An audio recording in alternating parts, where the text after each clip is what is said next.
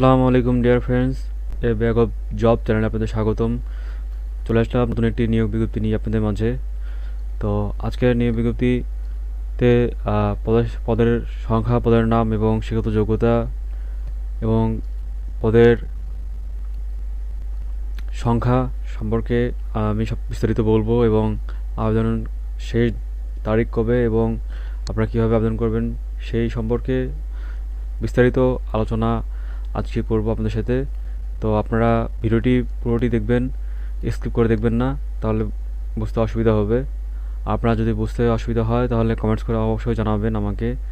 তো আমি আর কথা বাড়াবো না, এবং যারা আপনারা নতুন আছেন অবশ্যই আমার চ্যানেলটিকে সাবস্ক্রাইব করে ফেলবেন, তাহলে ইনশাল্লাহ আপনারা নতুন নতুন যে সার্কুলারগুলো হয় সেগুলো আপনারা পেয়ে যাবেন।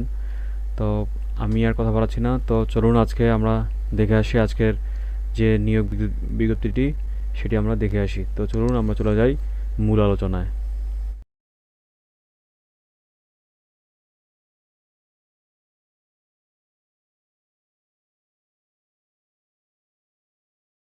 তো আপনারা দেখতে পাচ্ছেন এটি মূলত বাংলাদেশ ফিল্ম আর্কাইভ তথ্য ও সম্প্রচার মন্ত্রণালয়ের একটি নিয়োগ বিজ্ঞপ্তি।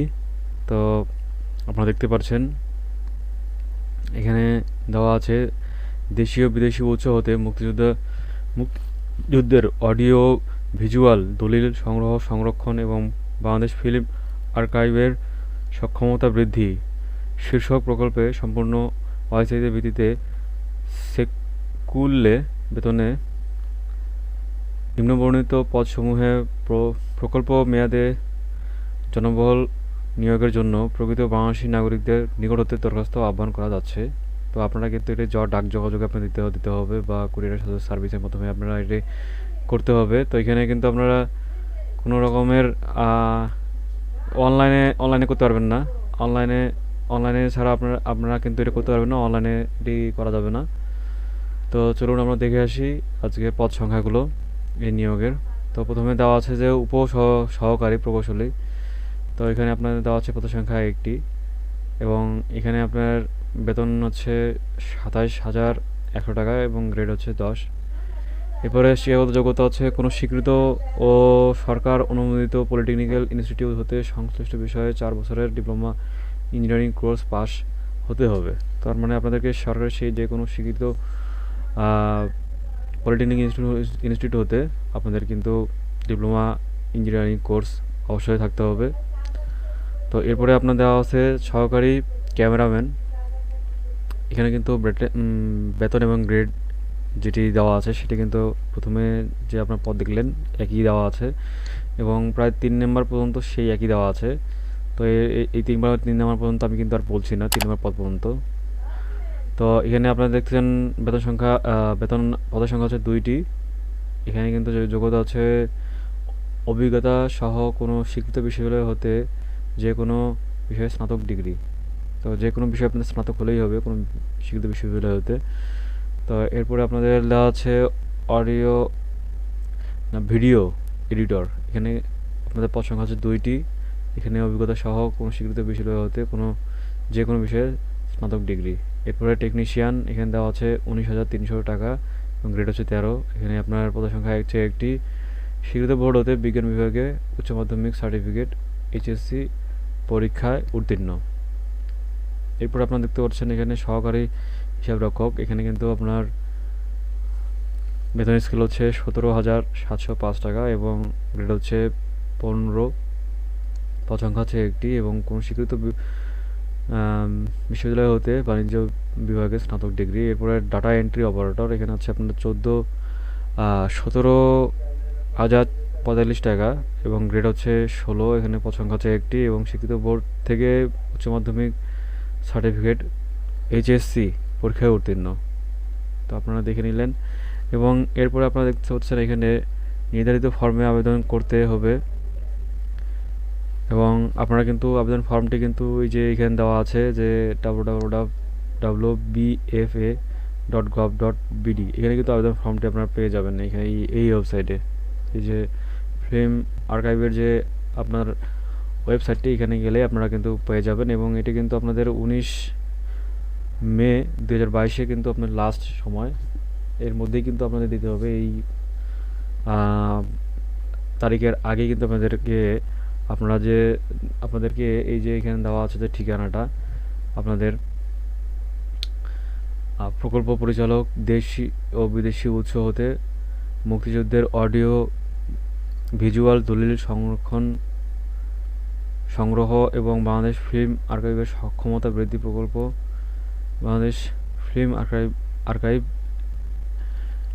F5, আগারগাঁও প্রশাসনিক এলাকা, শেরেবাংলা নগর, ঢাকা 1207 বরাবর ডাক বা কুরিয়ার যোগে আপনাদের পাঠাতে হবে। তার মানে আপনাদেরকে এই যে এইখানে যে দেওয়া আছে F5, আগারগাঁও প্রশাসনিক এলাকা, শেরেবাংলা নগর, ঢাকা 1207, এই বরাবর কিন্তু আপনাদের কুরিয়ার বা ডাক যোগাযোগের মাধ্যমে আপনাদেরকে আবেদন করতে হবে। তো এরপরে কিন্তু আপনাদের 32 পর্যন্ত আপনাদের সময়। আর এখানে কিন্তু আপনাদের আরও যে কাগজপত্র যে কথা এখানে আছে, এখানে কিন্তু আপনারা দেখতে পারবেন। এখানে কিন্তু আবেদনের ফর্মের এবং আবেদন আপনারা কীভাবে করবেন সেইটার উপরে আমার একটা ভিডিও আছে, সেটা আপনারা হয়তোবা পাবেন আমার চ্যানেলে। তো এখানে কিন্তু আরও দেওয়া আছে আবেদনপত্রের সাথে সকল প্রার্থীকে পরীক্ষার ফি বাবদ সকল পদের জন্য 100 টাকা মাত্র ট্রাজারি চালান কিন্তু লাগবে। আপনাদের ট্রাজারি চালানটা কিন্তু আবেদন ফর্মের সাথে সংযুক্ত করে দিতে হবে। আপনাদেরকে ট্রাজারি যে পরীক্ষার ফিটা, এটা কিন্তু আপনাদের জমা দিতে হবে, এবং জমা দেওয়ার পর এখানে কিন্তু আপনার ওই ফর্মটার যে একটি কপি আপনাদের দিবে, সেই কপিটা ব্যাংক থেকে আর কি সেটা দিবে, সেটা কিন্তু আপনাদেরকে এক কপি, মূল কপি যেটা, সেটা কিন্তু আবেদন ফর্মের সাথে সংযুক্ত করে পাঠাতে হবে। এবং এখানে যে ট্রাজারি চ্যানেলটা আছে, কোড নাম্বারটা এটা কিন্তু আপনাদেরকে ওখানে দিতে হবে। ওই ট্রাজারি চালানের যে কাগজটি আছে, সেখানে আপনারা এখানে দেখবেন যে কোডের একটি ঘর আছে, সেই ঘরে এখানে আপনারা এটা কিন্তু দিয়ে দিবেন। তো এরপরে তেমন কোনো আর জটিল এখানে কিন্তু আর কিছু বলা নাই।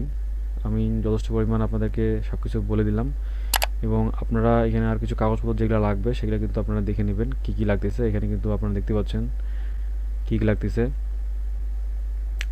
পাসপোর্ট সাইজের ছবি লাগবে সত্যায়িত আপনার 3 কপি, এবং শিক্ষাগত যোগ্যতা সনদের সত্যায়িত অনুলিপি লাগবে, এবং জন্ম নিবন্ধন বা জাতীয় পরিচয়পত্র লাগবে, এবং আপনাদের চেয়ারম্যান কর্তৃক নাগরিকত্ব সনদের সত্যায়িত লিপি লাগবে, এবং প্রথম গেজেট কর্তৃক আপনার চারিত্রিক সনদ লাগবে, এবং যারা কোঠা আছে তাদের কিন্তু কোঠার যে আপনাদের কাগজপত্র সেগুলো আপনাদের সত্যায়িত করতে হবে। তো এই হচ্ছে আপনার, এবং আপনাদের প্রার্থীর নাম ও ঠিকানা সম্বলিত 10 টাকার একটি মূল্যমানের একটি অব্যবহৃত ডাক টিকিট যুক্ত করতে হবে কিন্তু। তো এটি আপনার খাম ফেরতের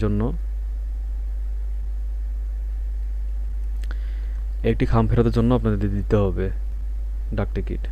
তো আপনাদের কিন্তু এখানে আর সেরকম জানার মতো সেরকম কিছু নাই, আমি সমস্ত কিছু বলে দিলাম।